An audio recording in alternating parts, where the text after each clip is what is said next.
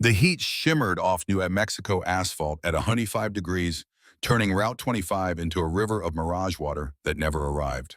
Sandstone squatted in the high desert like something the wind forgot to blow away. Population 2, 847, according to a sun-faded sign that hadn't been updated since the mining companies pulled out 15 years back. What remained was dust and desperation, and people who couldn't afford to leave. The Iron King's clubhouse sat 2 miles outside town limits, where the BLM land gave way to private property nobody wanted. Concrete block painted brown 20 years ago, the paint peeling now in great curling strips that revealed older colors underneath. 6 motorcycles lined up under a sheet metal awning, chrome catching light like broken mirrors. A generator hummed somewhere behind the building, fighting a battle it couldn't win against the heat that pressed down like a physical weight. Inside, 4 men sat around a scarred table that had probably started life in someone's kitchen before ending up here. The air conditioner rattled and wheezed, managing to bring the temperature down to maybe 95. Beer bottles sweated circles into wood grain carved with initials and obscenities accumulated over decades. Jackson Cross studied the ledger in front of him, numbers that represented the club's tow truck operation, the only legitimate business keeping them above water. At 47, his face carried lines earned through hard living and harder lessons. Gray streaked his dark hair, and the beard he kept trimmed short. His hands showed scars across the knuckles, the kind that came from connecting with teeth and bone. The patch on his leather vest read, President, above the Iron King's insignia. Below that, his road name, Reaper. Some men earned their road names through acts of violence or displays of courage. Reaper had earned his through a different kind of death, the slow decay of watching his soul die piece by piece while wearing a detective's badge. Travis Milligan leaned back in his chair until it creaked. Protest his own vest, marking him as Sergeant at Arms. 52 years old, built solid like a man who'd spent his life doing physical work. His beard showed more gray than Reaper's, and his eyes held the particular weariness of someone who'd seen enough to know better but kept going anyway. We're 3 payments behind on the land lease. Travis spoke around the toothpick he was chewing. State's going to start foreclosure proceedings if we don't catch up. How much we talking? $4,700 by end of month. Reaper made a note in the margin. We can cover that from the Albuquerque tow contract. They finally paid. Diego Ruiz, who everyone called Flame for reasons involving a bar fight and a propane torch, snorted from his position near the window. 32 and still carrying the aggressive energy of someone who solved problems with his fists first. Meanwhile, Fletcher's crew runs meth through 3 counties, and cops don't touch them. We're scraping by on tow truck money while those clowns are pulling 6 figures. We've had this conversation. Reaper didn't look up from the ledger. We don't run drugs. That's the line. Lines don't pay bills. No, but they keep us from ending up in federal lockup. Reaper finally met Flame's eyes.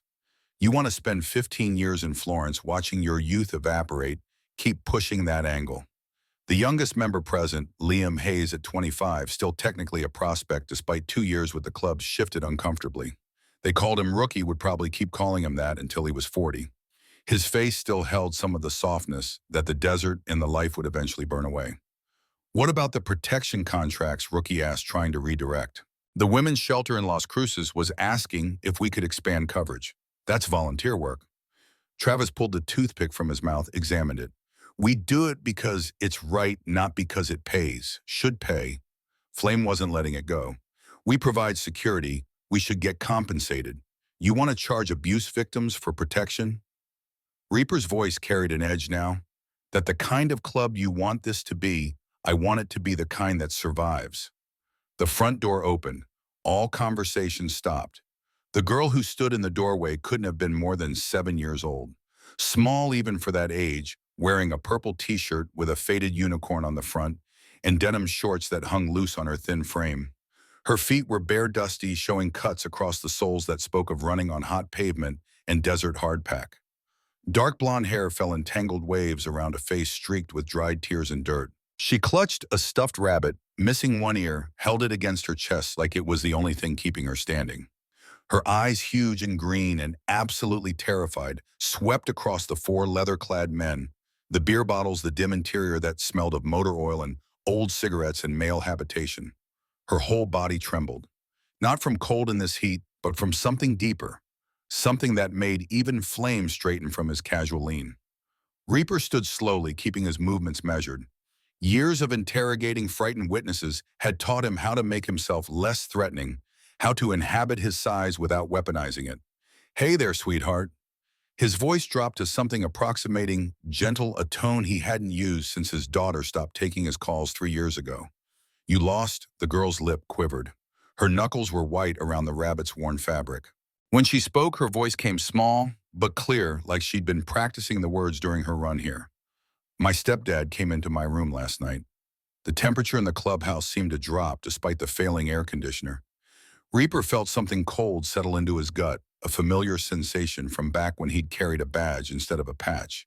Recognition of what that particular combination of words meant, the specific terror in a child's eyes when they'd seen something no child should see. Travis was on his feet, his casual posture transformed into something alert and protective. Flame's aggressive energy redirected, entirely focused now on the small figure in the doorway. Even Rookie moved forward, his young face showing the instinctive response of someone not yet completely hardened. "What's your name?" Honey Reaper asked, staying where he was, letting her maintain distance and control. "Daisy." The word came on an exhale. "Daisy Morgan. That's a real pretty name." Travis kept his voice soft despite the bulk of him. "How'd you get here, Daisy? Where's your mama?" Fresh tears welled up in those green eyes. The girl took one hesitant step inside and the door swung shut behind her with a sound that made her flinch and press herself against the wall. "He's going to find me." The whisper barely carried across the room. "He always finds me." Reaper felt the past rising up like floodwater, threatening to drown him in memories of other frightened children, other cases where he'd been too late or not good enough, or simply outmaneuvered by a system designed to protect perpetrators better than victims. Emma Rodriguez had been 8 years old. Same green eyes, same trembling terror, same faith that the detective with the kind voice would save her. He hadn't. "Who's looking for you?" Reaper forced himself into the present, into this moment, this child who was here and alive and asking for help he could still provide. Daisy's whole body shook. The stuffed rabbit's remaining ear drooped as her grip tightened.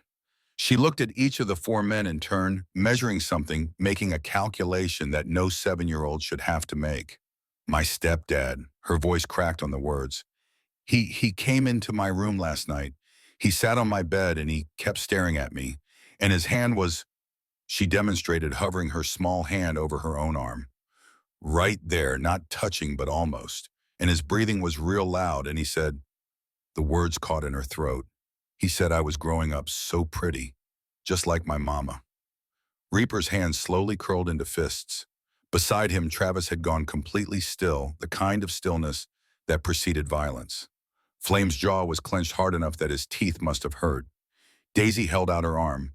Purple bruises marked her upper arm in a distinctive pattern, 5 ovals where fingers had gripped, one larger mark where a thumb had pressed. Fresh, maybe 3 days old. The yellow-green tinge just starting at the edges. He did this too. Her voice had gone flat now, delivering information without inflection. "When I tried to tell Mama, he said liars get punished." The rage that filled Reaper was cold and purposeful, the kind he'd learned to channel during 15 years working sex crimes. Hot anger made you stupid, made you miss details. Cold anger made you methodical. "Where's your mama now?" he asked, keeping his voice level. "At work.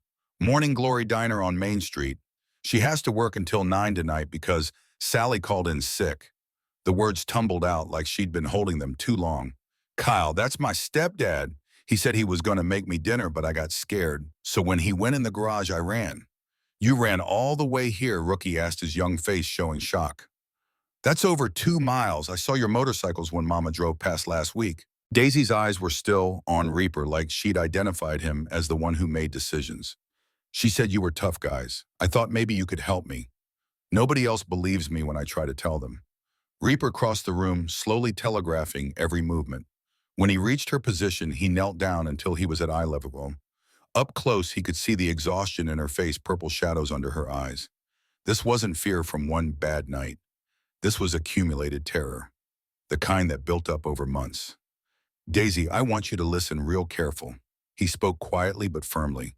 "You did exactly the right thing coming here. You were brave, braver than most grown-ups I know.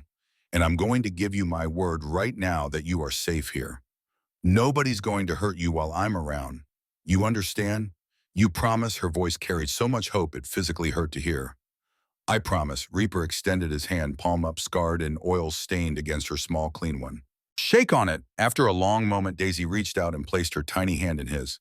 Her skin was warm and soft and reminded him painfully of his own daughter at that age before the divorce, and the drinking and all the ways he'd failed as a father while succeeding as a detective.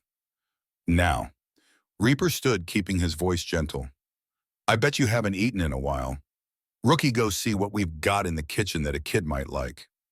As the young prospect moved toward the kitchen area, Daisy watched with wide eyes. The tension in her small body hadn't eased despite Reaper's promise. She was waiting for the other shoe to drop, for the adults to decide she was too much trouble, for the inevitable betrayal. Reaper had seen that look before, had watched it on Emma Rodriguez's face right up until the moment he'd told her she'd have to testify against her abuser again, because the first trial had ended in a mistrial due to prosecutorial error. Had watched hope die in a child's eyes.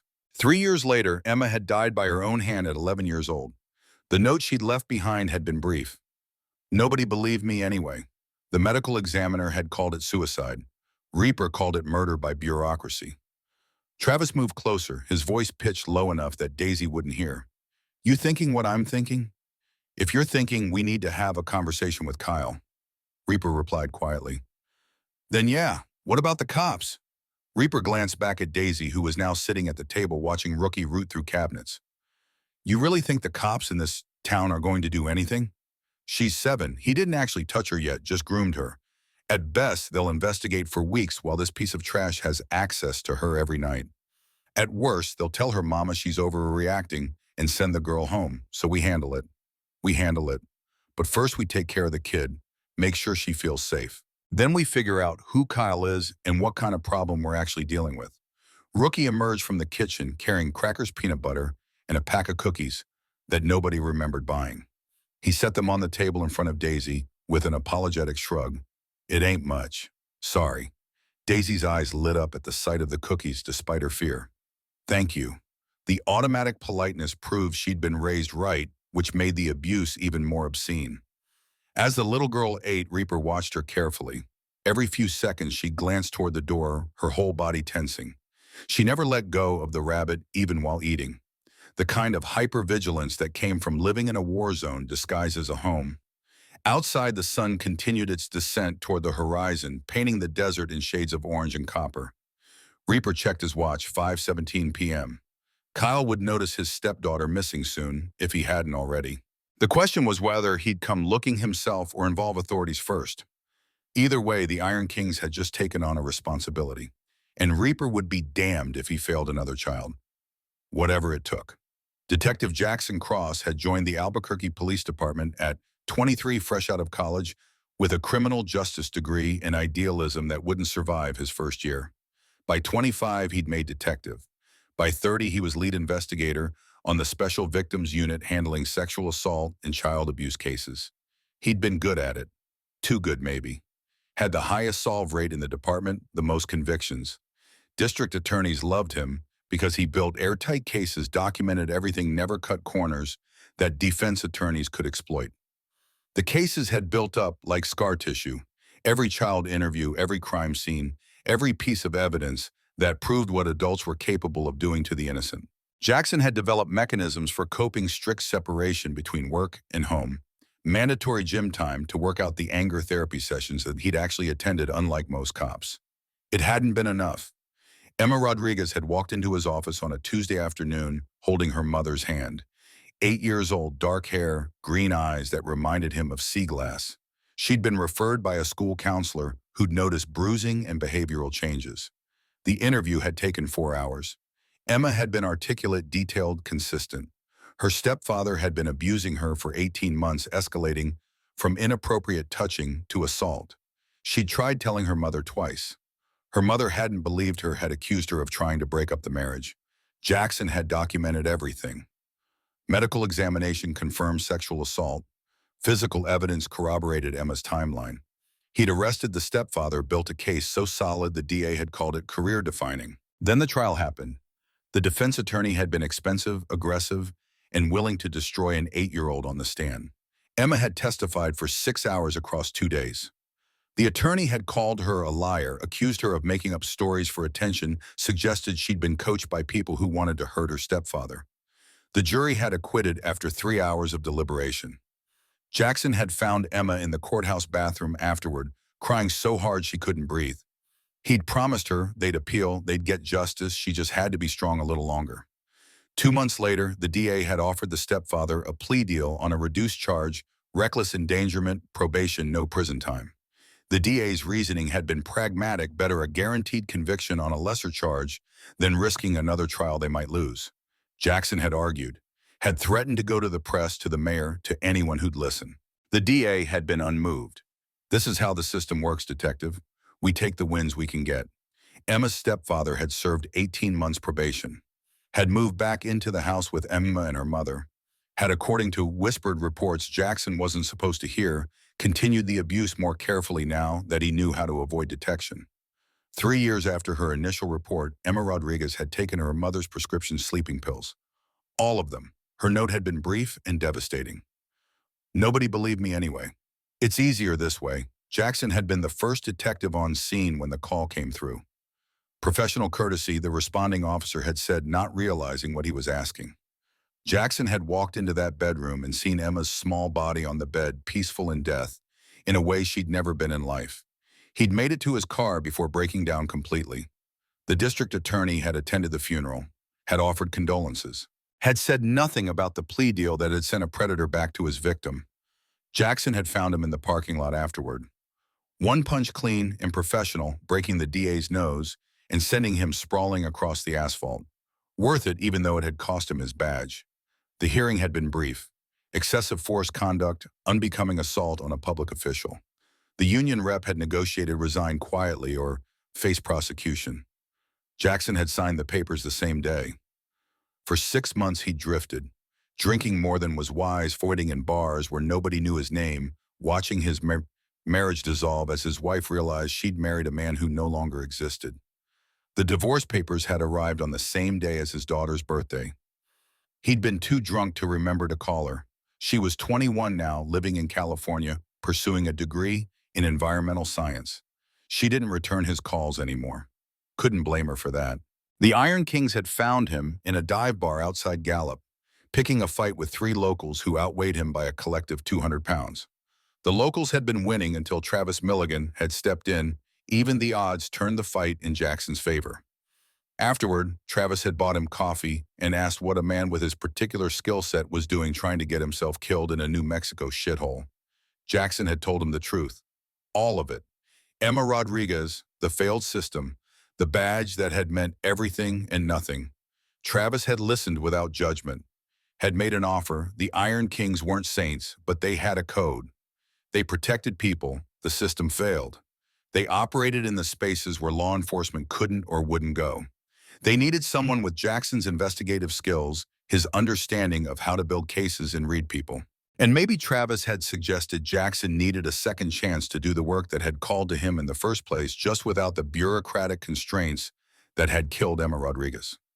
Jackson had prospected for 6 months, had proven himself reliable, capable, willing to do hard things for the right reasons. The club had voted him in. His road name had come from Travis. You've seen death close up. You know what it costs. That makes you Reaper.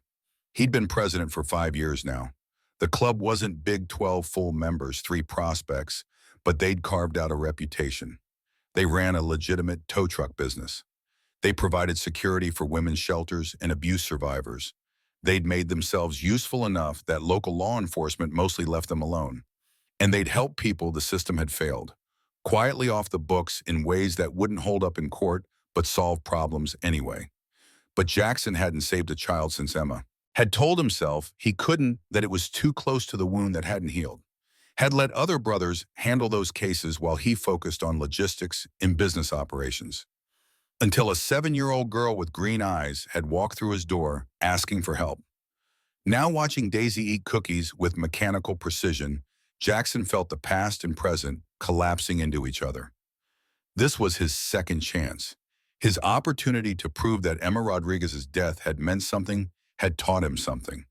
He wouldn't fail this time, whatever it took. Daisy had been talking for 20 minutes, her small voice growing stronger as she realized none of the big scary men were going to hurt her. The story that emerged was textbook predator behavior, the kind Jackson had documented dozens of times when he'd carried a badge. Kyle Fletcher had married Daisy's mother 18 months ago. Nina Morgan had been alone, struggling, desperate for stability. Kyle had seemed perfect, steady job, clean appearance. Said all the right things about wanting to be a father to Daisy. The grooming had started slowly. Accidental touches that lingered too long. Compliments about Daisy's appearance that made her uncomfortable. Insisting on helping with baths when she was old enough to bathe herself. Walking in on her changing clothes with ehiyajis that felt rehearsed. 6 months ago, the nighttime visits had begun. Kyle would open her door after Nina had gone to sleep, would sit on her bed, would stare at her while breathing heavily.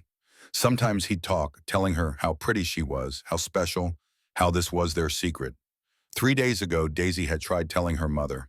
Nina had been exhausted from a double shift, stressed about bills. When Daisy had said Kyle made her uncomfortable, Nina had snapped, accused Daisy of being dramatic, of trying to cause problems. Kyle had been listening from the hallway. After Nina had left for work, he'd grabbed Daisy's arm hard enough to bruise, had told her that liars get punished, that if she tried to poison her mother against him again, there would be consequences. Last night, Kyle had come into her room and sat on her bed. His hand had hovered over her leg under the blanket, not quite touching, but close enough that Daisy could feel the heat. He'd whispered that she was growing up, that soon she'd understand special things, that good girls kept secrets.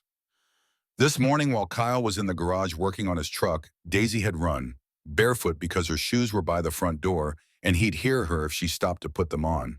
She'd run through heat that burned her feet, through streets where people had looked away because a running child wasn't their problem, until she'd found the clubhouse with its dangerous-looking men who might be dangerous enough to protect her. Jackson listened to every word with the careful attention he'd once given to testimony he'd need to reproduce in court.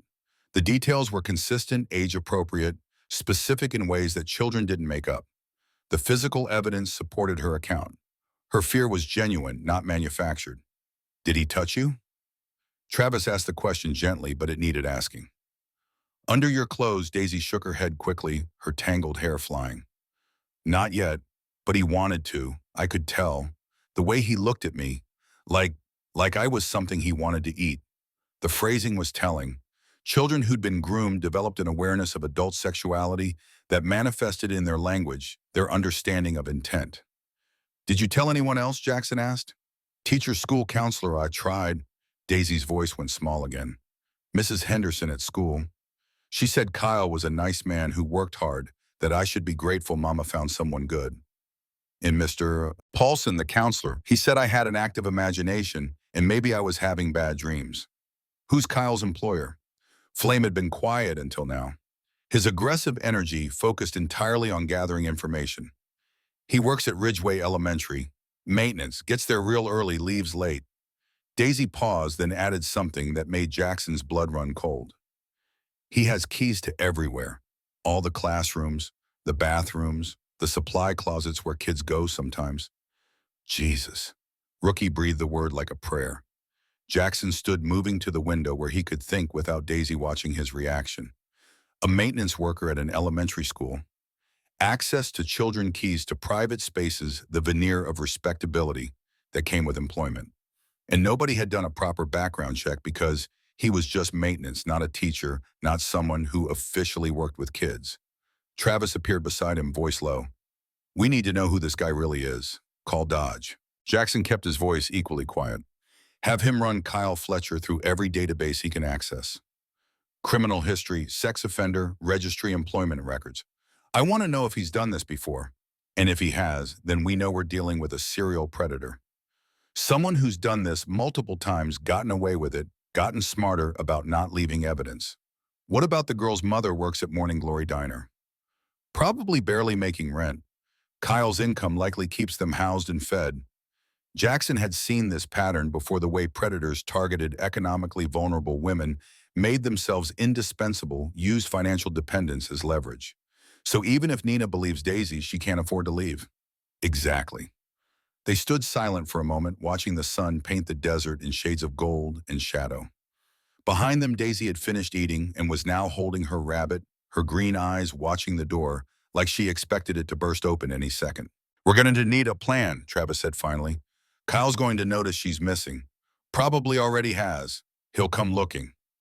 Jackson's mind was already calculating possibilities, running through scenarios the way he'd once mapped out investigations. Question is whether he comes himself or calls the cops first. Depends on how confident he is. If he's smart, he'll report a runaway, make himself look like the concerned parent. If he's arrogant, he'll come himself to drag her back.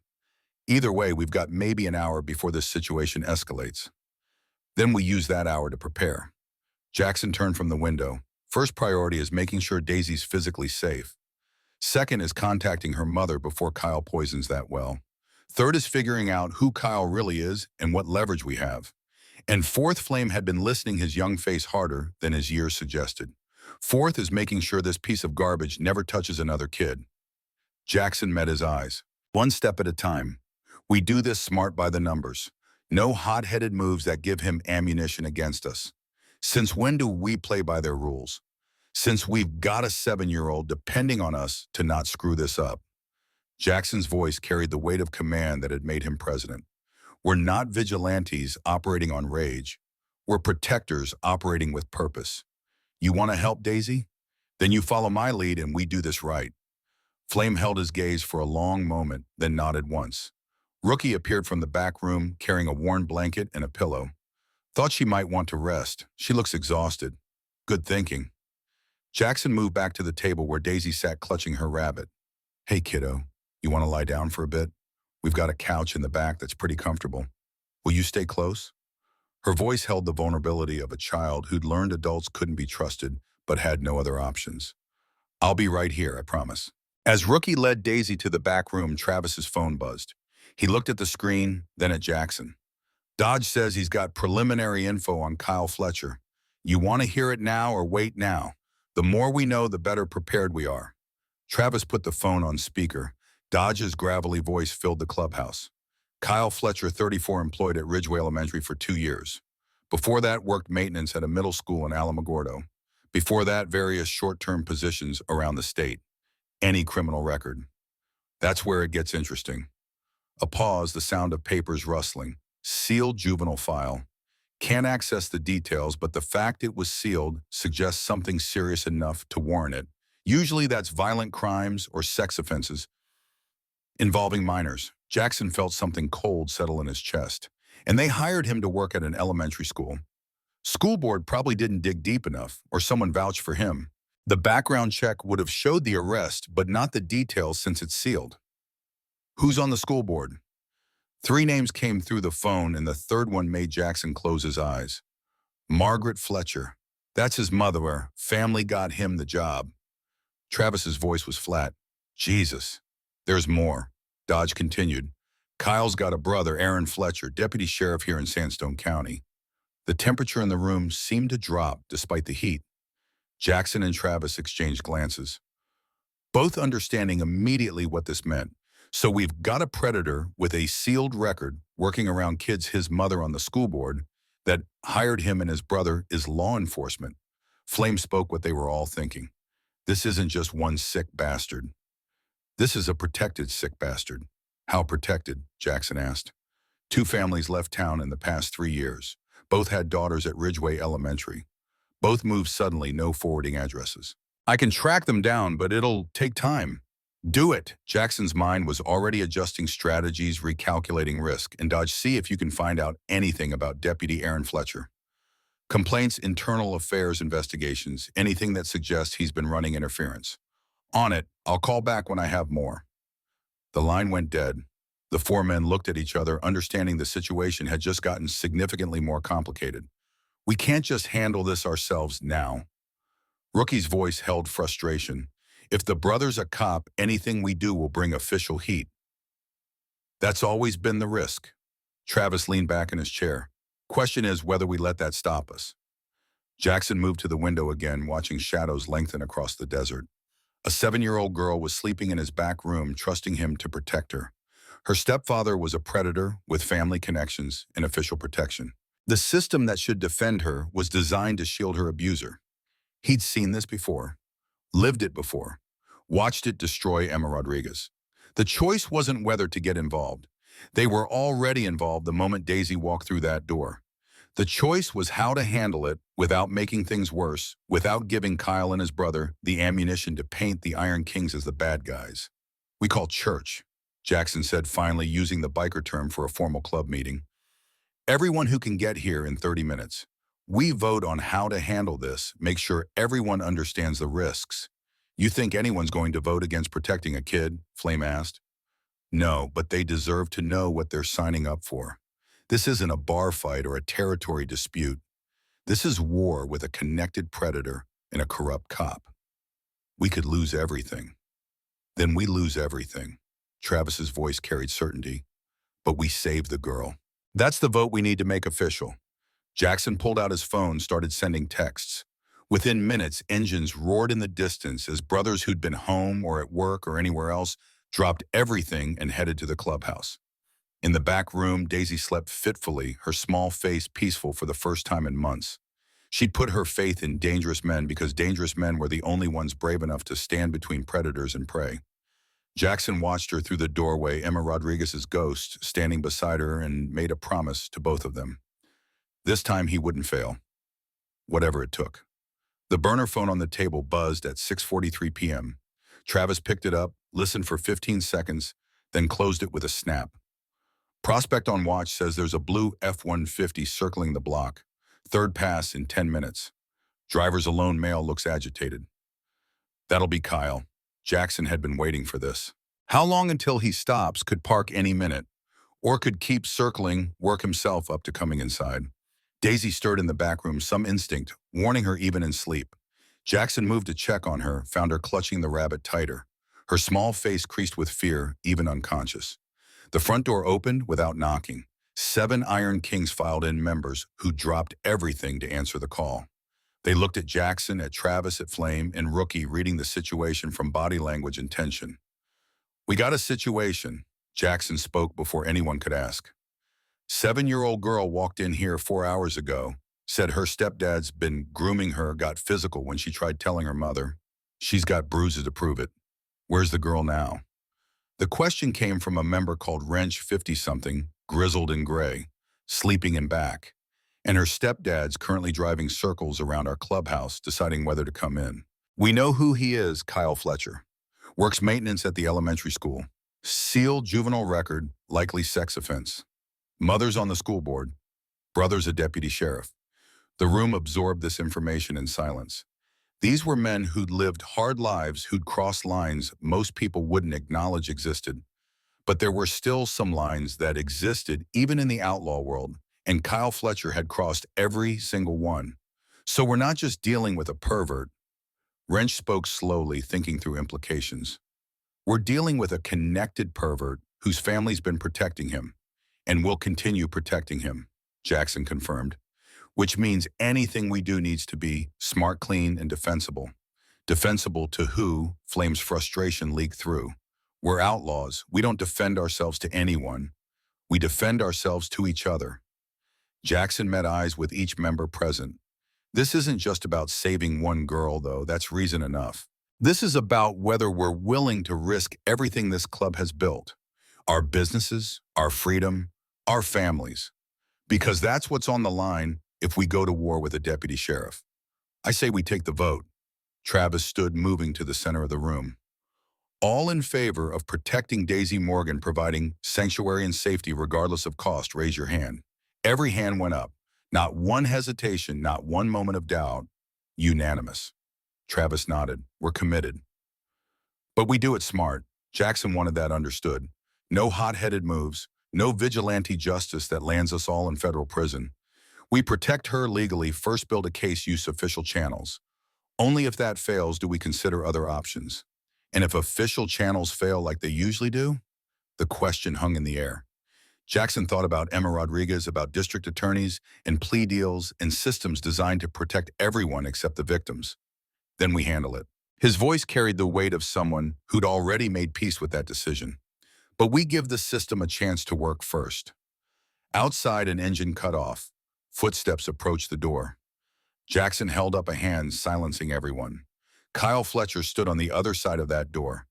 And what happened in the next few minutes would determine whether this situation resolved peacefully or descended into the kind of violence that destroyed everyone it touched. Jackson moved to the door and opened it before Kyle could knock. Establishing control, claiming territory, sending a message that Kyle was entering their space, not the other way around.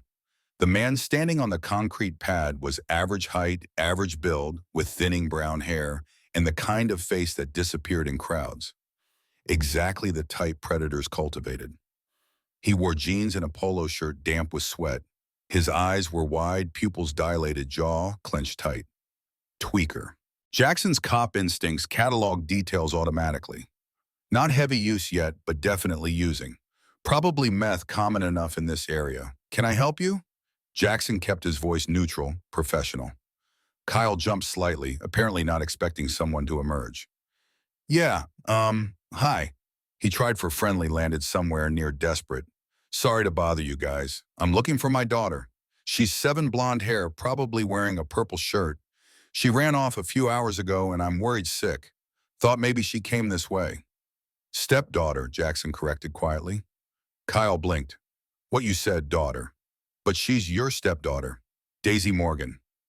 Something flickered across Kyle's face. Surprise, wearing his calculation. Yeah. Daisy, you've seen her word travels in small towns. Jackson leaned against the doorframe, using his size without overtly threatening. Haven't seen any little girls around here, though. This isn't exactly a playground. Kyle's eyes darted to the clubhouse behind Jackson, then back. You sure? Because someone said they saw a kid heading this direction around 5. Someone, Jackson raised an eyebrow. Or you've been driving around looking and made an assumption. Look, man, Kyle's voice took on a whining edge. I don't want trouble. I just want to find Daisy and take her home. Her mama's real worried. Is she? Jackson asked. Because if her mama was real worried, seems like she'd be out here looking too. Unless she's at work. Morning Glory Diner, maybe. Double shift because Sally called in sick. Kyle's eyes narrowed. How do you know that I know a lot of things? Jackson pushed off the doorframe, taking a step forward. I know you've been married to Nina Morgan for 18 months. I know you work at Ridgeway Elementary.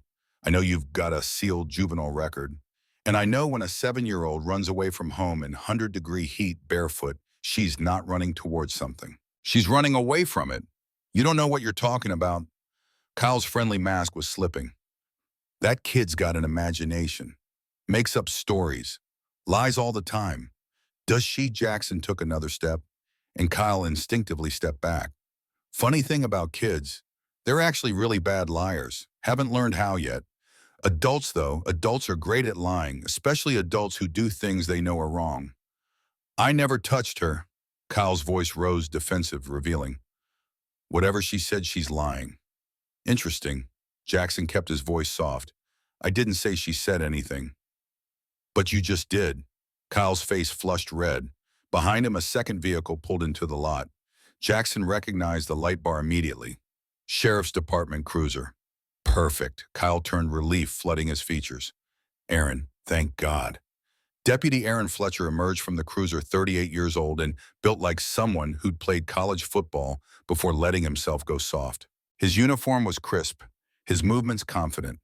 He took in the scene with cops' eyes cataloging the motorcycles, the leather-clad men now visible through the clubhouse door, his brother's agitated state. His gaze settled on Jackson, and something flickered in his expression. Recognition. Detective Cross. Aaron's voice carried false friendliness. Been a long time. Though I guess it's just Mr. Cross now, or should I say Reaper Deputy Fletcher. Jackson kept his face neutral. What brings you out here? My brother called. Said his stepdaughter ran away, thought she might have come to your clubhouse. Aaron moved closer, using his badge as authority. We're going to need to search the premises. You have a warrant, don't need one for a wellness check on a missing child. The law was murky there and Aaron knew it. Jackson also knew that refusing would make things worse, paint them as obstructing. From inside the clubhouse, a small voice called out, No, please don't make me go with him. Daisy appeared in the doorway, clutching her rabbit, her eyes wild with terror. She saw Kyle and shrank back, pressing herself against the doorframe. Aaron saw her, saw the fear. And for just a moment, his professional mask slipped. Not concern for the child, but satisfaction. He knew his brother was guilty, and he didn't care. Daisy, baby, come here. Kyle tried for gentle, sounded predatory. It's okay, nobody's mad. Let's just go home. No, Daisy's voice was small but firm. I'm not going back there, ma'am. Aaron addressed Daisy with false kindness. You need to listen to your father. Your mama's worried about you. He's not my father. Daisy's voice grew stronger. And he hurts me. That's a serious accusation. Aaron's tone suggested he didn't believe her. Did he hit you? Daisy held out her arms, showing the handprint bruises. He grabbed me when I tried to tell Mama. Said liars get punished. Aaron looked at the bruises, and Jackson watched him make a choice. The choice to protect his brother over protecting a child. Kids bruise easily. Aaron's voice stayed professional. Could have happened anywhere. Kyle, did you see her fall recently? Jackson's hands curled into fists. This was the system at work protecting perpetrators while victimizing victims. This was why Emma Rodriguez had died. She's not going anywhere with him. Jackson spoke with quiet authority. That's not your decision. Aaron's hand moved to his service weapon, not drawing but resting there. She's a minor. Her parents have legal custody. You have no rights here. Behind Jackson, his brothers filled the doorway, a show of force, a statement that Daisy had protection. This isn't over, Cal said, reading the situation. But it was Aaron who spoke, his voice carrying an official weight and personal threat. Mr. Cross, you're interfering with a family matter. I could arrest you right now for obstruction. Multiple charges, in fact. Would be a shame if this whole club went down because you decided to play hero. The standoff held violence hovering in the air like heat lightning. Then another engine, another vehicle. An older sedan pulling into the lot. Nina Morgan emerged, still wearing her diner uniform, her face showing panic and confusion. She took in the scene, her daughter, the bikers, her husband, the deputy. What's going on? Her voice climbed higher. Kyle said Daisy ran away. Daisy, baby, what happened? Daisy looked at her mother, and something in the child's face broke. Tell her, she whispered. Please tell her. Jackson met Nina Morgan's eyes, saw the desperation there, the exhaustion, the fear, and he told her everything. Nina Morgan stood in the clubhouse parking lot, her waitress uniform still smelling of coffee and fryer grease, watching her daughter cling to a doorframe to avoid coming near the man Nina had married 18 months ago. The man who'd promised stability, partnership, help with raising a child alone.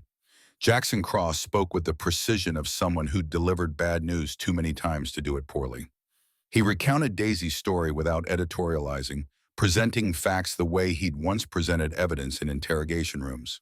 The nighttime visits, the inappropriate touching that stopped just short of assault, the grooming language about secrets and special relationships, the bruises on Daisy's arm when she tried to tell Nina the truth. Nina's face went through transformations as she listened, confusion giving way to horror, giving way to recognition. That last one hit Jackson hardest. Nina had known something was wrong. Some part of her had sensed the predator in her home. She'd just been too desperate, too exhausted, too dependent to look at it directly. No, Nina whispered the word, more denial than disagreement. No, Kyle wouldn't. He loves her. He's never Nina. Kyle stepped forward, reaching for his wife, and she flinched away from him. Jackson watched her register that instinctive recoil, watched her understand what it meant. Whatever that kid told you is a lie. Kyle's voice took on the reasonable tone abusers perfected. She's got problems, Nina. You know that. The tantrums, the nightmares. She's been trying to come between us since day one. She's 7 years old. Travis spoke from the doorway, his bulk casting shadow across concrete. 7-year-olds don't orchestrate elaborate schemes to destroy marriages. But predators blame their victims. That's textbook. Aaron Fletcher's hand remained on his service weapon, his attention split between the bikers and the domestic situation unraveling in front of him. His body language screamed discomfort, a man watching his brother's carefully constructed facade crack in public. Ma'am, you need to take your daughter and go home. Aaron tried for authoritative, landed on desperate. This is a family matter. These men have no right to interfere. They're not interfering. Nina's voice came stronger now, some core of us the steel emerging. They're protecting her. Because I didn't. The words hung in desert air. Kyle's face went from flush to gray. Aaron's jaw tightened, recognizing his brother's situation deteriorating. Nina walked past both men, past the deputy's warnings, and Kyle's protestations straight to where Daisy pressed herself against the doorframe. She knelt on concrete that had to be hot enough to burn through her thin work pants. "Baby, I'm so sorry." Nina's voice broke on the words. "I should have listened. I should have believed you. I'm listening now." Daisy collapsed into her mother's arms, sobbing with the kind of relief that came from months of carried terror finally released. Nina held her rocking slightly, making the cooing sounds mothers made when their children hurt. Jackson watched Kyle, watching them, saw the calculation happening behind his eyes. The predator reassessing, looking for angles, plotting next moves. A man like this didn't surrender because his victim escaped. He escalated. "Nina, think about what you're doing." Kyle's tone shifted to pleading. "We can't afford that apartment without my income. Where are you going to live? How are you going to feed her? You need me." And there it was, the economic leverage predators used to trap their victims. Nina Morgan worked 60-hour weeks and barely kept them housed and fed.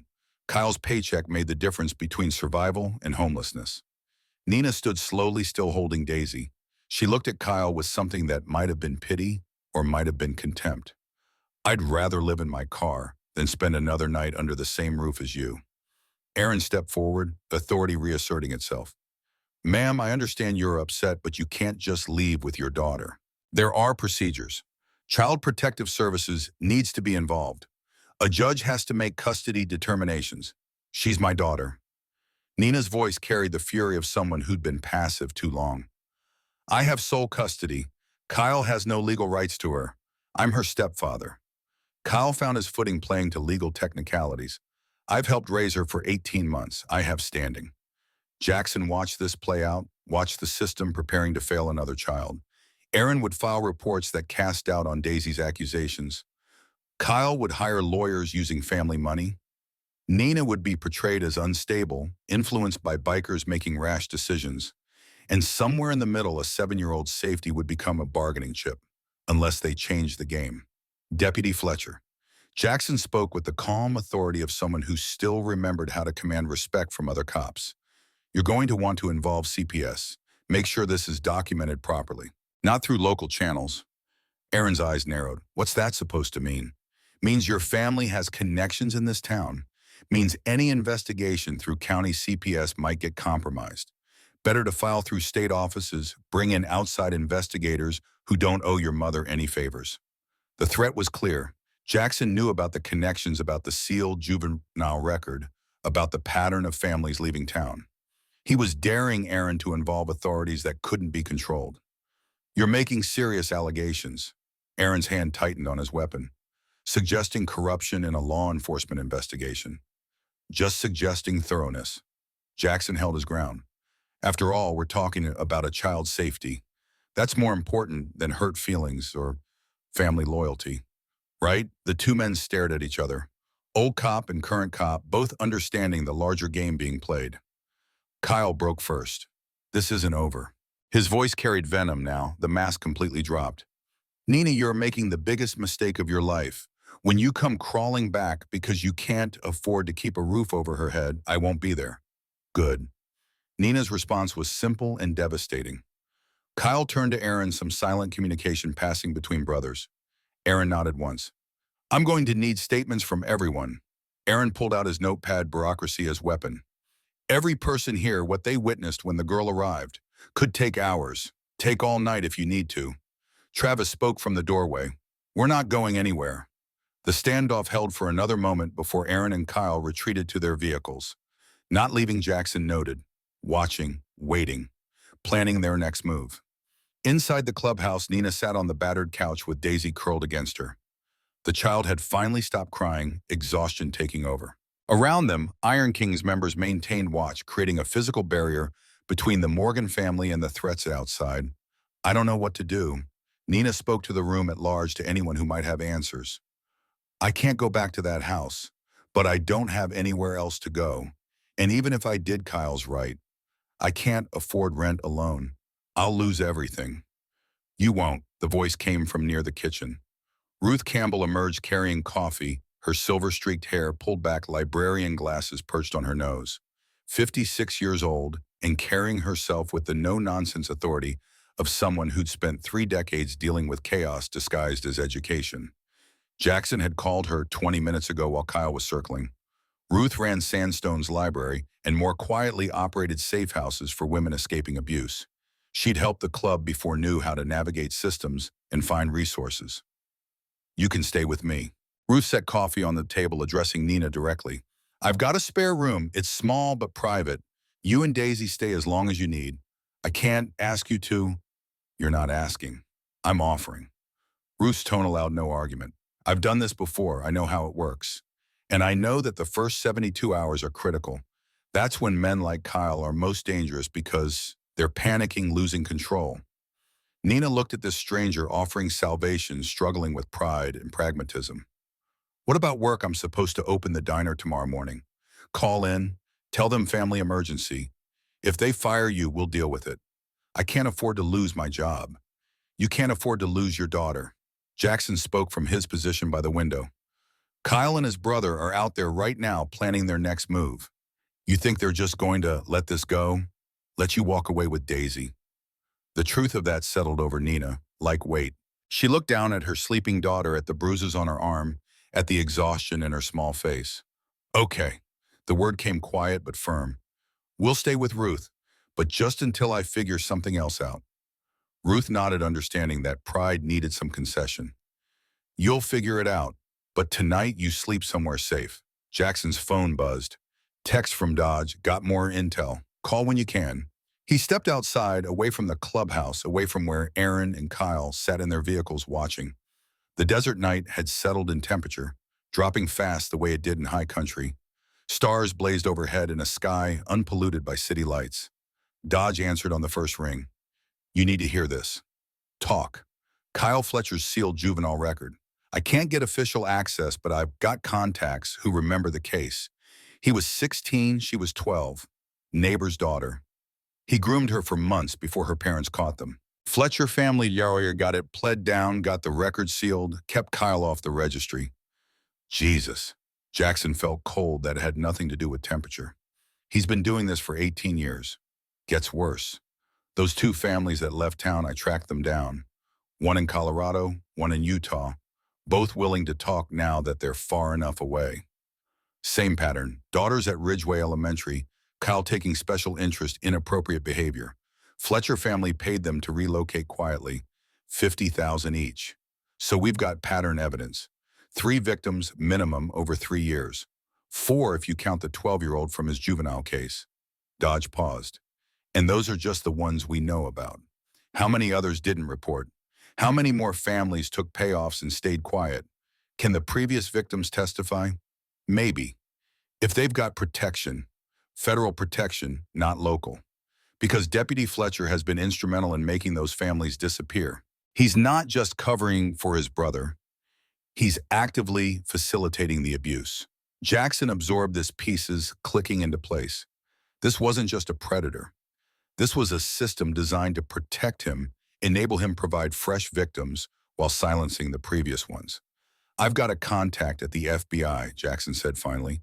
Monica Reyes worked with her when I was on the force. She handles public corruption cases. This might be big enough to interest her. You bring in feds, this gets messy. It's already messy. Question is whether we handle it through official channels or unofficial ones. Dodge was silent for a moment. Your call, Reaper, but whatever you decide, we're with you. Jackson ended the call and stood in the darkness weighing options. Official channels meant investigations, warrants, due process.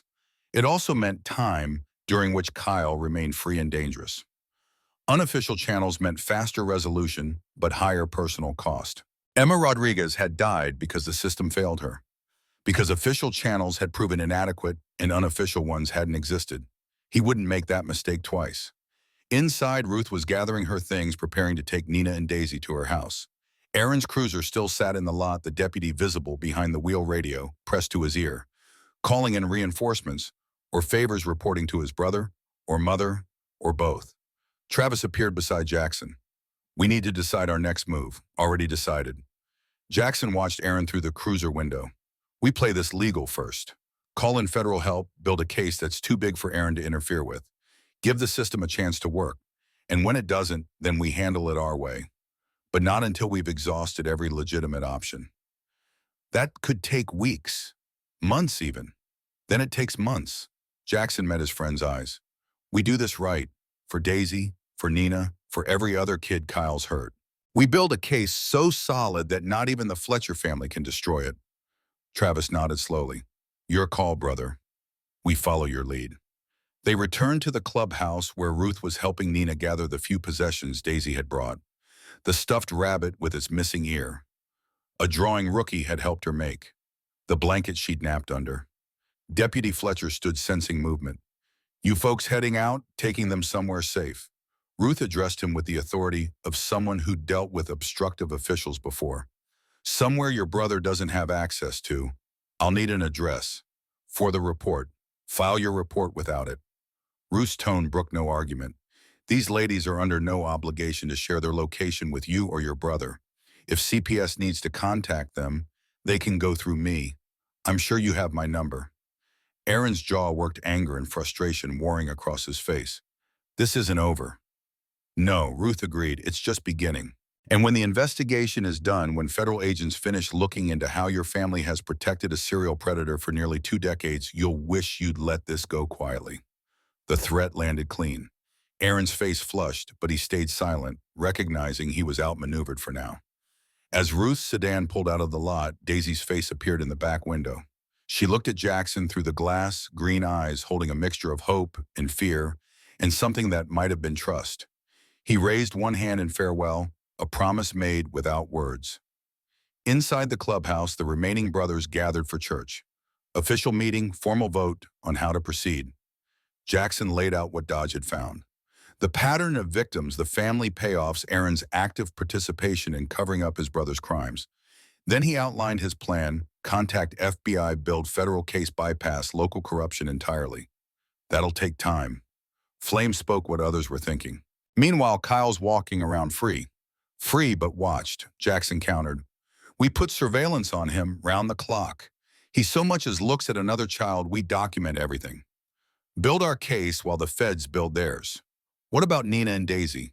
Someone asked. They're vulnerable while this plays out. Ruth's house for now. Long term, we need to find Nina, better employment, more stable housing. Somewhere Kyle can't use economic pressure to force them back.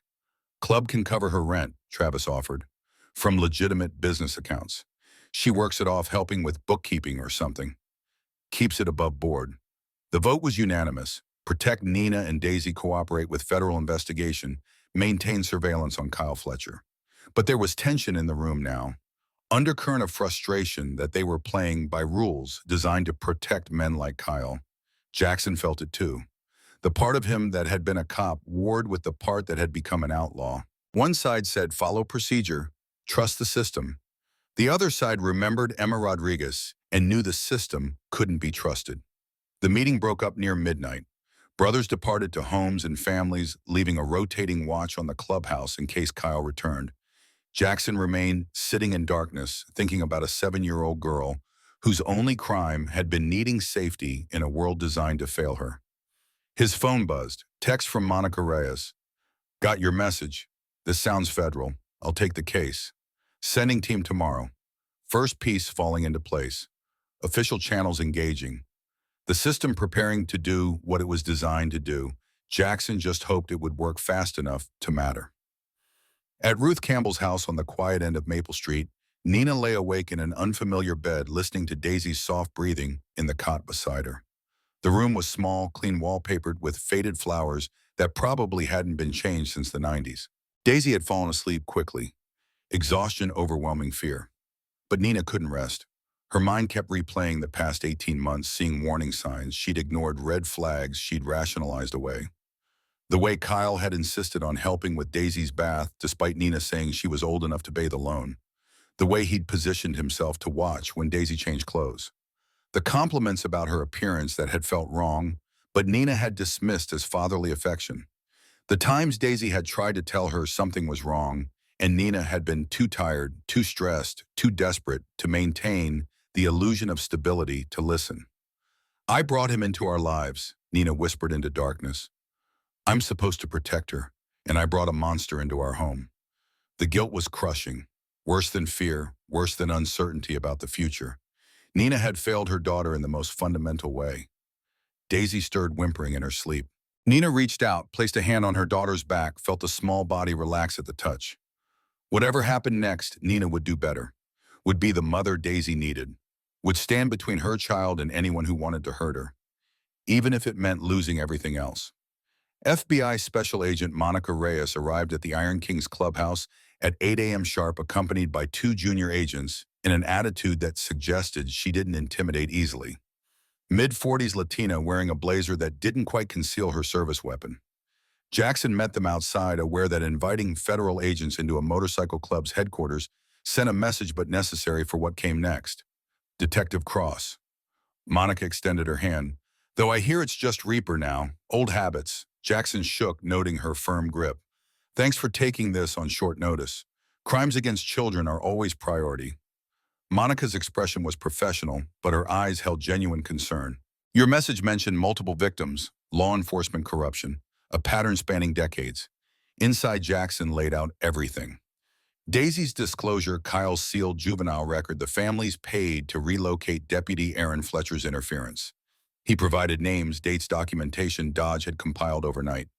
Monica listened without interrupting, taking notes on a tablet. Her junior agents did the same, their faces showing increasing disgust as the scope of the crimes became clear. This is bigger than one predator, Monica said finally. This is systemic enabling. Mother on school board hiring him, brother in law enforcement, covering for him, family money, silencing victims. If we can prove pattern and conspiracy, this becomes RICO territory. How long to build the case, Jackson asked, knowing the answer would frustrate him. 60 to 90 days minimum. We need to interview previous victims, document the pattern, gather financial records showing the payoffs. Build something airtight that Fletcher family lawyers can't dismantle. 90 days where Kyle's walking free. We can get a restraining order issued today. Monica understood his concern. Keep him away from Daisy and any other children. But prosecution takes time. He violated his stepdaughter. Jackson's frustration leaked through. Why can't you arrest him now? Because right now we have one child's testimony and some bruises that could be explained away. His lawyers will say she fell, he caught her, she bruised easily. They'll paint her as unstable attention-seeking. Without pattern evidence, without other victims corroborating, a jury might not convict. The brutal reality of prosecuting child abuse cases. Jackson had lived this reality for 15 years, had watched guilty men walk free because evidence wasn't quite enough. What about Aaron? His obstruction, his role in silencing victims. We're investigating, but cops covering for family isn't technically illegal unless we can prove active corruption. Taking bribes, falsifying reports, that requires documentation we don't have yet. So they both keep working, keep having access to potential victims, while we spend 3 months building a case. Welcome to the justice system. Monica's tone held sympathy, but no apology. It's not perfect, but it's what we have. After the FBI left, Jackson sat alone in the clubhouse, frustration burning like acid. Every instinct from his years as an outlaw screamed to handle this differently, faster, with the kind of justice that didn't require judges or juries. But he'd promised to do this right, to give the system a chance. Travis found him staring at nothing. You good, no, Jackson admitted, but I'm committed. We play this out legally. And if it doesn't work, then we do what we should have done from the start. The restraining order was issued that afternoon. Kyle Fletcher was ordered to stay 100 yards from Daisy Morgan, Nina Morgan, Ruth Campbell's residence in Ridgeway Elementary School. Jackson received the news via text from Monica. Temporary measure. Full hearing in 2 weeks. 2 weeks where Kyle would be planning, scheming, using family connections to undermine the case. Jackson sent Flame and Rookie to begin surveillance. 24-hour watch on Kyle's movements, documenting everything. If he violated the restraining order, if he went near other children, if he did anything that could strengthen the case. Days passed. FBI agents interviewed the families in Colorado and Utah. Both agreed to testify, describing Kyle's grooming of their daughters. The Fletcher family's payoff offers Aaron's visits, suggesting they'd be wise to relocate quietly. Pattern evidence building, case strengthening, justice grinding forward at its procedurally mandated pace. Meanwhile, Daisy struggled. The nightmares that had plagued her for months intensified now that she'd spoken the truth aloud. She woke screaming 3-4 times a night, started wetting the bed regression to earlier childhood, refused to be alone with any adult male, even Rookie who was barely more than a kid himself. Ruth arranged therapy with Dr. Sarah Chen, a child psychologist in Las Cruces who specialized in trauma. Daisy attended twice-weekly sessions, slowly beginning to process what had happened to her. But healing wasn't linear. Some days she seemed better laughing at cartoons, drawing pictures. Other days, she was nearly catatonic, staring at nothing, trapped in memories. Nina watched her daughter suffer and felt fresh guilt daily. She'd taken a new job at a diner in Las Cruces, better pay, and tips arranged by contacts Jackson wouldn't identify. The money helped, but didn't erase the months of missing signs. Jackson visited weekly, checking on them, maintaining connection. Daisy had latched onto him as protector, asked for him when nightmares got bad. He'd read to her from books Ruth provided, fantasy stories about brave children defeating monsters. The parallel wasn't lost on him. He was trying to defeat Daisy's monster, hoping he'd succeed where he had failed with Emma. 2 weeks passed, the restraining order hearing arrived. Kyle's lawyer was Marcus Webb, expensive suit and aggressive demeanor, clearly hired using Fletcher family money. Webb argued the restraining order was based on a single child's uncorroborated testimony that Kyle had never been charged with any crime, that his rights as a stepfather were being violated. Nina's lawyer, a public defender named Sarah Martinez, countered with Daisy's testimony, the bruises, Dr. Chen's professional assessment that the child showed clear signs of sexual grooming and trauma. Judge Robert Chambers, 60-something, and obviously friends with the Fletcher family based on body language, took the arguments under advisement. His ruling came reluctantly. Restraining order extended for 60 days pending further investigation. Kyle had been in the courtroom. He stared at Daisy the whole time, not threatening, just watching, reminding her he was still there, still had power, still could reach her eventually. Daisy had nightmares for 3 days straight afterward. Then 37 days after Daisy had walked into the Iron King's clubhouse, Kyle Fletcher's lawyer filed paperwork that changed everything. Petition for emergency custody, claiming Nina was unfit, that she was exposing Daisy to dangerous elements by associating with the motorcycle club members, that she was coaching Daisy to make false accusations as part of parental alienation. The hearing was scheduled for 10 days out. If Kyle won, if a judge granted him custody, Daisy would be returned to her abuser by court order. Jackson read the filing with growing horror. Webb was good, had crafted arguments that would resonate with judges predisposed to believe mothers were unstable and bikers were corrupting influences. This is what happens when you play by the rules. Flame spoke what half the club was thinking. While we're being nice building cases going through proper channels, Kyle's using those same channels against us. Jackson wanted to argue, wanted to defend the decision to handle this legally. But watching Daisy suffer while Kyle prepared to regain custody made it impossible to claim the system was working. Emergency church meeting.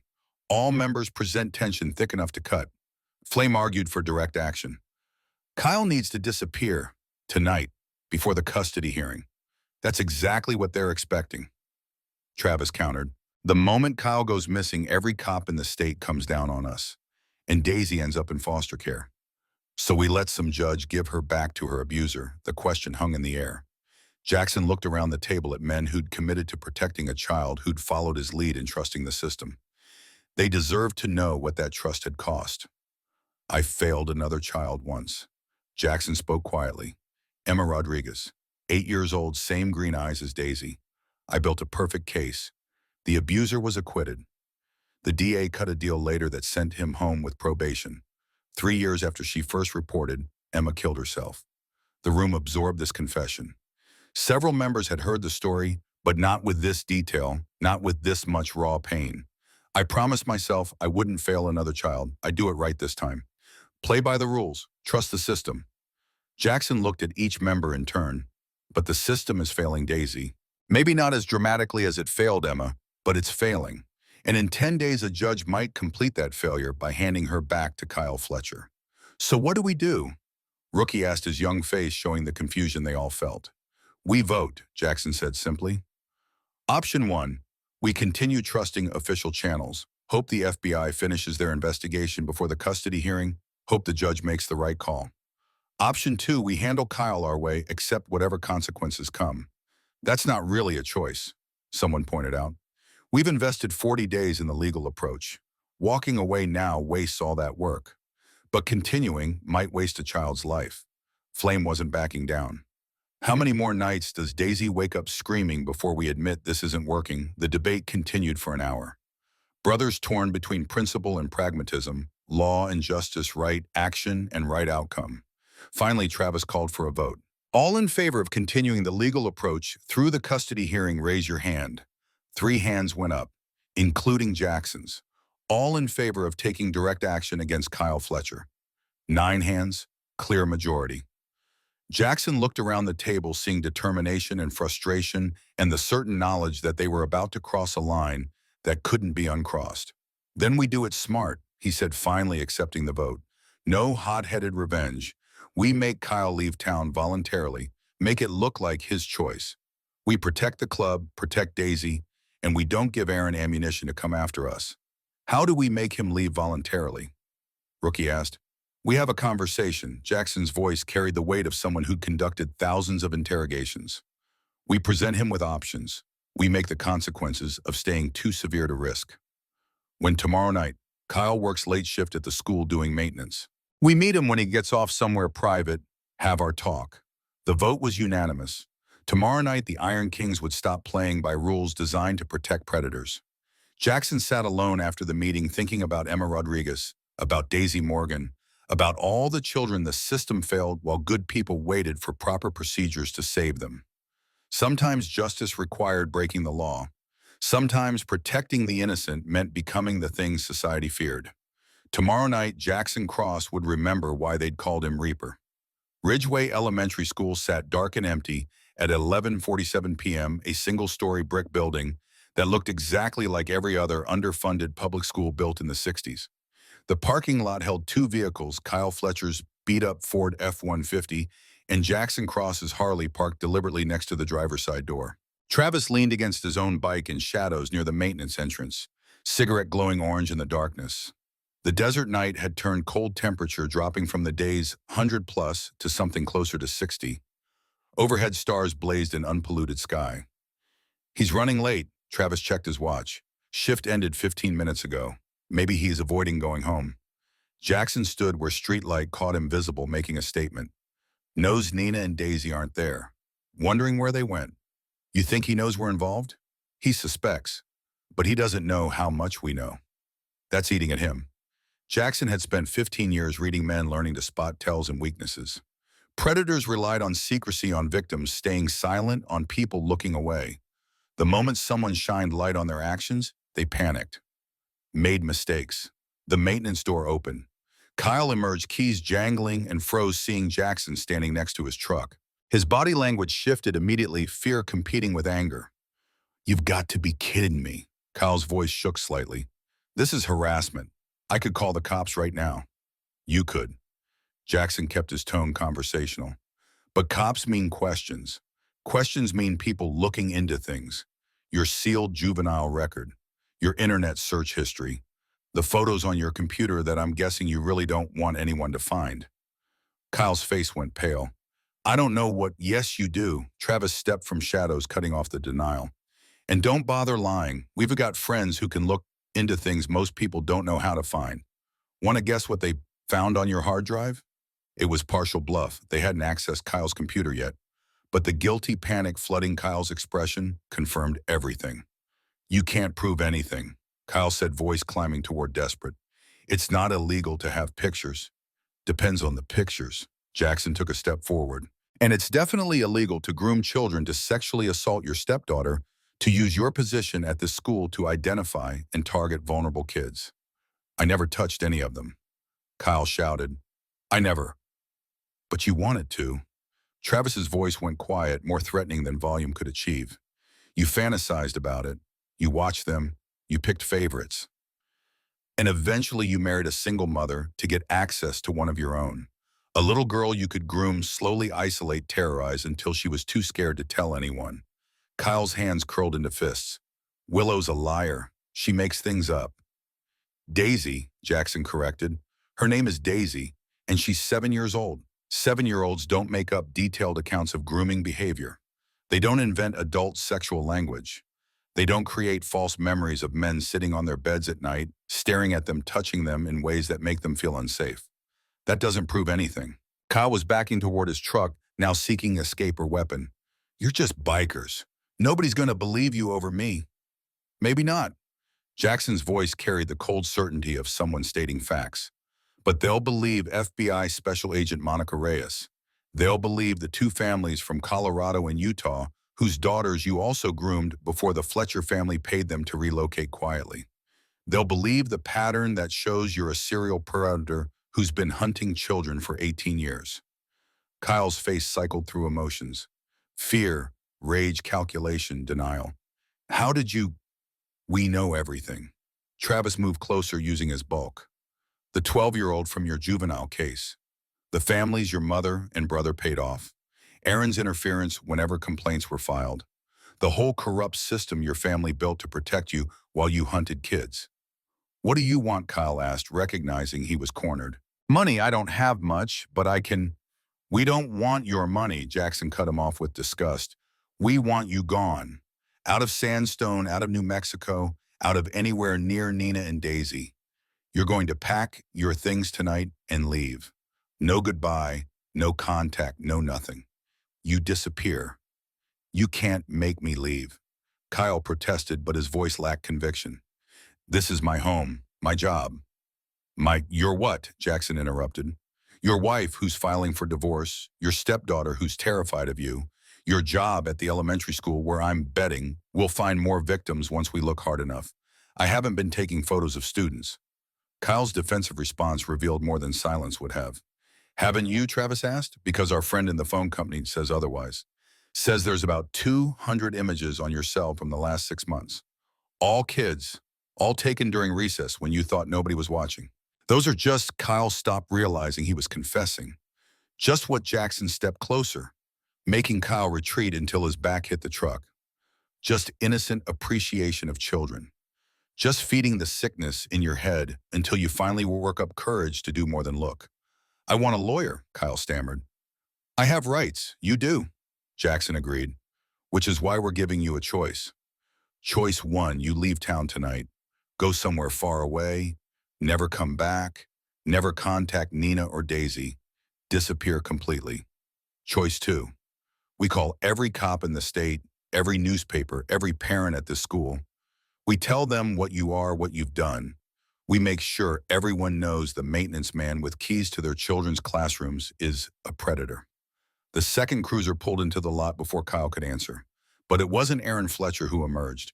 Sheriff Tom Bradley stepped out 60-something and gray-haired, wearing civilian clothes that suggested he was off duty. Jackson tensed, calculating. Bradley was straight, one of the few honest cops in the county. His presence changed everything. Evening, gentlemen. Bradley approached slowly, hands visible and empty. Figured I'd find you here, Sheriff. Jackson kept his voice neutral. This is a private conversation. I'm sure it is. Bradley stopped a respectful distance away. The kind of private conversation where you're encouraging Mr. Fletcher here to relocate for his health. The three men stared at the sheriff, trying to read his angle. I've been watching Kyle Fletcher for 8 months. Bradley spoke directly, no games. Since a school counselor came to me worried about his behavior around students. Couldn't build a case. Fletcher family shut down every investigation. His mother on the school board, his brother on the force. Every time I got close, evidence disappeared or witnesses recanted. Then why are you here? Travis asked. Bradley's face showed something raw. Because 20 years ago, my daughter Emily told me her gymnastics coach was touching her inappropriately. She was 9. I was a deputy, then didn't have authority to investigate. Reported it to my superiors. They were friends with the coach's family. Said Emily was mistaken, overreacting. Coach kept working with kids for another 5 years, until one of them finally made accusations he couldn't suppress. By then, he'd molested 14 children, including my daughter. The confession hung in desert air. Bradley's hands were shaking slightly. Emily's 31 now, hasn't spoken to me in 6 years. Blames me for not protecting her, for trusting the system instead of trusting her.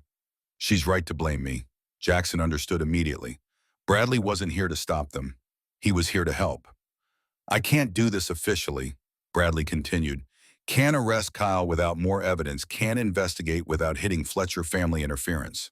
But unofficially, I can tell you that I'm going to be very busy in my office for the next hour. Busy enough that I won't notice what happens in this parking lot. The permission was clear. Handle it. Just do it smart enough that Bradley had plausible deniability. Kyle looked between the four men, understanding crystallizing. You can't do this. This is conspiracy. Witness intimidation. Call it what you want. Bradley spoke quietly. But I know what you are, Kyle. I know what you've been doing, and I know the system that should stop you is designed to protect you instead. So yeah, I'm looking the other way while these men convince you that leaving town is your best option. My brother will. Your brother is under FBI investigation. Bradley delivered the news like a hammer blow. For obstruction of justice, for using his badge to silence victims, for taking payoffs from your family. He's going down, Kyle. Your mother's facing charges for misuse of her school board position. Your father's going to lose his law license for the favors he pulled. The entire Fletcher protection network is collapsing. You're lying. But Kyle's voice suggested he knew it was true. FBI raided Aaron's house this morning. Bradley pulled out his phone, showed a photo of Aaron Fletcher being led out in handcuffs. Seized his computer, his files, everything. They've got evidence of payoffs to families, threats to witnesses, falsified police reports. Your brother's looking at 10 to 15 in federal prison. Kyle stared at the photo, watching his protection evaporate. So here's the reality, Jackson spoke with finality. You've got no family backing anymore. No brother to cover for you. No mother to use her influence. No money to pay victims to stay quiet. You're exposed, Kyle. And the only question is whether you leave quietly or wait for the arrest warrant that's coming. When Kyle whispered, FBI's presenting to grand jury in 72 hours. Bradley answered, you'll be indicted on multiple counts of child sexual abuse, conspiracy, witness, tampering. You're looking at 25 to life. The number settled like stones. Kyle's face showed the calculations, the realization that his carefully constructed life had collapsed. If I leave, he asked quietly, what happens? We give you 24 hours head start. Jackson spoke precisely. After that, we notify FBI that you fled. They'll issue a warrant, but you'll have time to get far away. Maybe Mexico, maybe Canada. Somewhere you can disappear. And Daisy. Never see her again. Never contact her. Never so much as think about her. Jackson's voice went hard as granite. You forget she exists. You forget Nina exists. You become a ghost. Kyle looked at his truck at the school where he'd hunted children at the life that was ending. I need to pack. His voice sounded defeated. Get some things from the house. You've got 1 hour. Travis checked his watch. Then you're on the road. We'll be watching. Kyle climbed into his truck with shaking hands. The engine started, headlights illuminated the empty parking lot, and he pulled away without looking back. Bradley watched the taillights disappear. You know he might come back, not after what I'm about to tell him. Jackson pulled out his phone.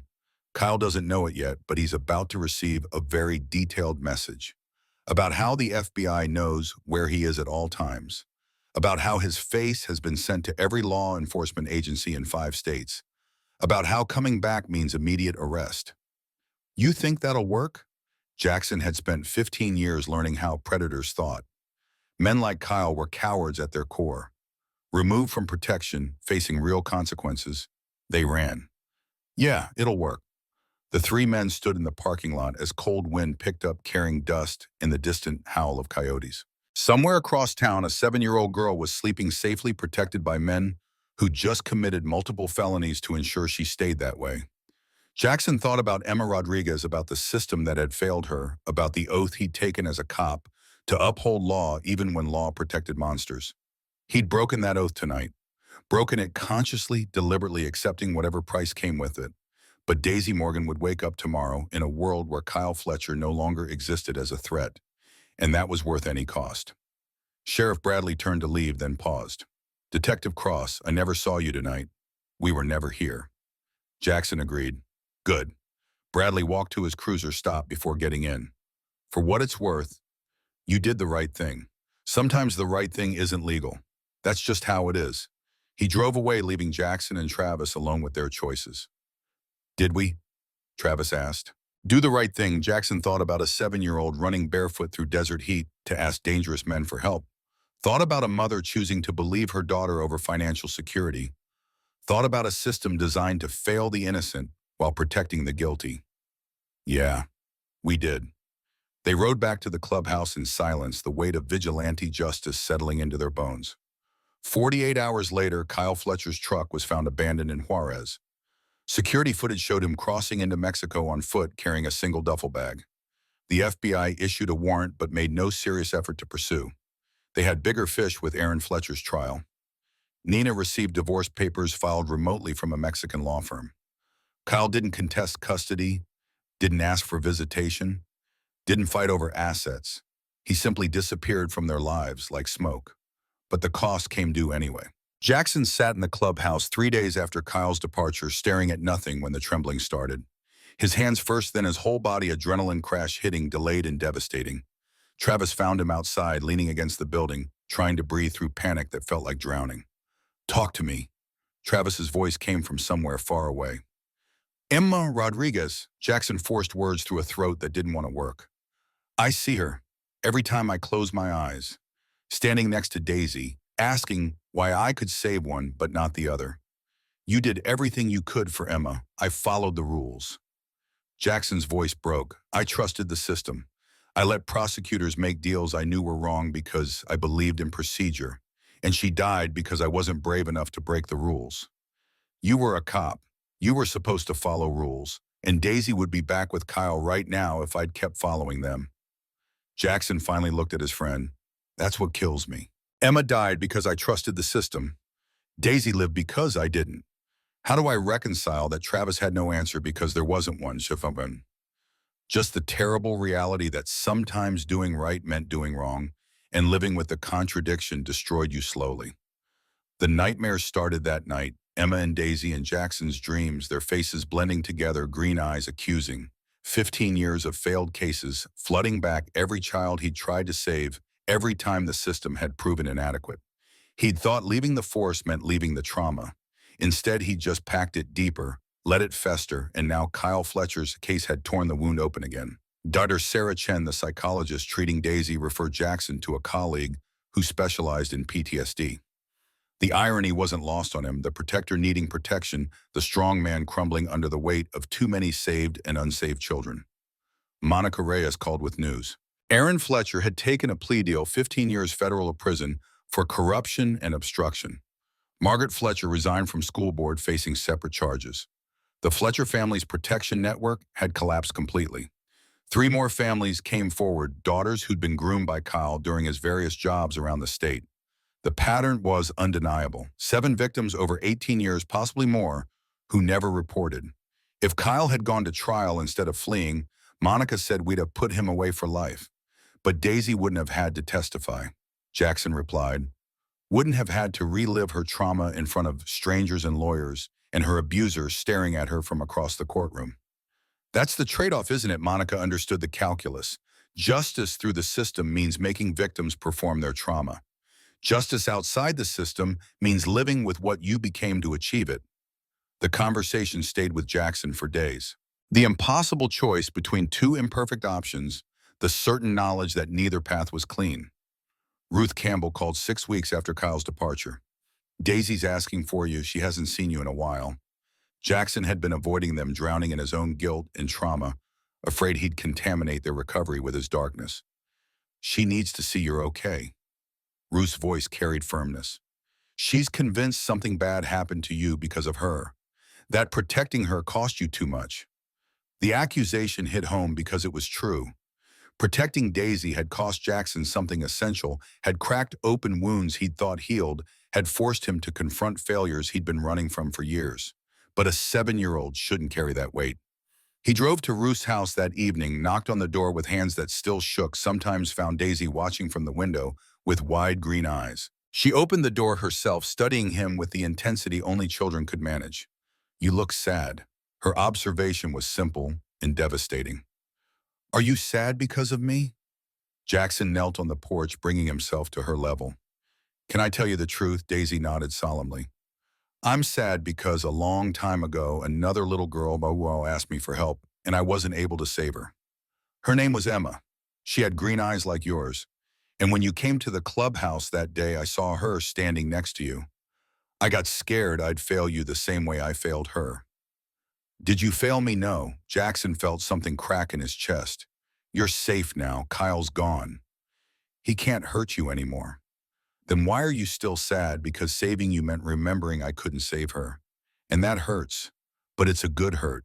It means I get to be sad about one child while being grateful for another. Daisy processed this with the seriousness she brought to everything. Can you be sad and happy at the same time? Yeah. Sometimes that's the only way to be. She threw her small arms around his neck, hugging with the fierce intensity of someone who understood complicated feelings, even if she couldn't name them. Thank you for saving me, her whisper against his ear, even if it made you sad. Jackson held her carefully, this brave small person who'd run through desert heat to ask dangerous men for help, who'd trusted when trust was hardest, who'd spoken truth when everyone told her she was lying. You saved yourself, he told her. I just opened the door.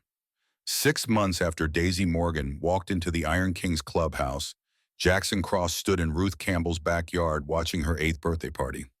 Nina had moved to a small house the club helped her buy, stable job at a hospital, where her experience was valued, building a life where Kyle Fletcher was just a fading nightmare. Daisy ran across grass with other children laughing at something only kids found funny. She still had nightmares, sometimes still went to therapy twice a week, still showed the scars trauma had carved. But she was healing, slowly and perfectly, but genuinely. Travis appeared beside Jackson, beer in hand. You did good, we did good, Jackson corrected. FBI's closing the case, Travis reported. Kyle's officially a fugitive. If he ever surfaces, they'll grab him. But Monica thinks he's smart enough to stay hidden, probably in some Mexican beach town. Jackson watched Daisy blow out candles on a cake shaped like a unicorn. Teaching English, working construction, finding new ways to be predator in a place without extradition. The thought should have bothered him more, should have felt like incomplete justice. But Kyle Fletcher alive and exiled was better than Kyle Fletcher dead and creating martyrdom for his family's lawyers to exploit. Nina approached carrying a plate of cake. Thank you, she said simply, for believing her, for protecting us, for giving us a chance at normal. You don't need to thank us. Yes, I do. Nina's voice carried certainty, because nobody else did. Not the school counselor, not the other adults we tried telling. Just 4 bikers in a clubhouse who could have turned us away, but didn't. We're not heroes. You are to her. Nina nodded toward Daisy. And to me, whatever else you are, whatever else you've done, you're that too. After the party, after families departed, and Nina took Daisy home, Jackson found himself at the cemetery where Emma Rodriguez was buried. He hadn't visited in 5 years. Couldn't face the headstone that marked his failure. The grave was simple. Emma Rodriguez, beloved daughter, 2009 to 2020. Gone too soon. Someone had left flowers recently. Jackson suspected Emma's mother, though they hadn't spoken since the funeral. I'm sorry, he spoke to granite and earth. I'm sorry I couldn't save you. I'm sorry I trusted a system that failed you. I'm sorry I wasn't brave enough then to do what I finally learned to do now. The wind carried dust and distance. No answer came because the dead didn't speak. But I saved another one, Jackson continued. Little girl with your eyes, your courage. She's 8 now. She's going to survive this. She's going to grow up and have a life. And I know that doesn't bring you back. I know it doesn't erase what happened. But maybe it means your death taught me something that saved her. He placed his own flowers, wildflowers from the desert purple, like Daisy's favorite color.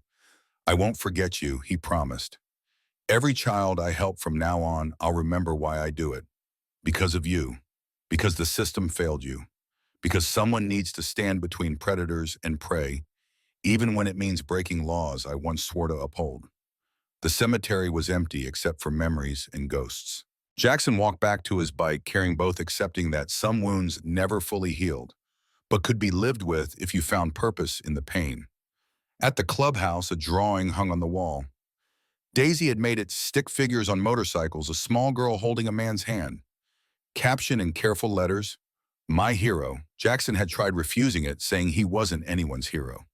Daisy had insisted said heroes were people who helped when they were scared, who did right things even when they cost something. By that definition, maybe he was. The phone rang. Monica Reyes with an update. Jackson. We've got a situation, a family in Albuquerque, 9-year-old daughter disclosing abuse, local police dragging feet because the perpetrators connected. They could use someone who knows how these cases work, someone willing to do what's necessary. Jackson thought about Emma Rodriguez teaching him that systems failed, thought about Daisy Morgan teaching him that failure could be survived, thought about the choice between legal justice and real protection. "Give me the address," he said finally. "I'll make some calls." Because that's what you did when you'd seen darkness up close. You didn't run from it. You stood between it and anyone it tried to swallow. You broke rules that protected predators, and you lived with the cost of becoming the thing society feared. Sometimes angels wore leather and carried the weight of impossible choices. Sometimes protection meant vigilante justice delivered in parking lots at midnight. Sometimes doing right meant doing wrong and accepting that the contradiction defined you. Jackson Cross, formerly detective, currently Reaper, had learned to live in that contradiction. Had learned that saving one child didn't erase failing another, but it was enough to keep going. Was enough to answer the phone when another family needed someone willing to stand against monsters the system couldn't touch. Daisy Morgan was 8 years old and laughing at her birthday party, alive and healing and protected. Emma Rodriguez was dead at 11, her death the price of trusting systems designed to fail her. Jackson carried both with him, would carry them always. The saved and the lost, the successes and failures, the times he'd followed rules and the times he'd broken them. That was the job. Imperfect, painful, necessary. He picked up the phone and started making calls, assembling the team, preparing to do it again.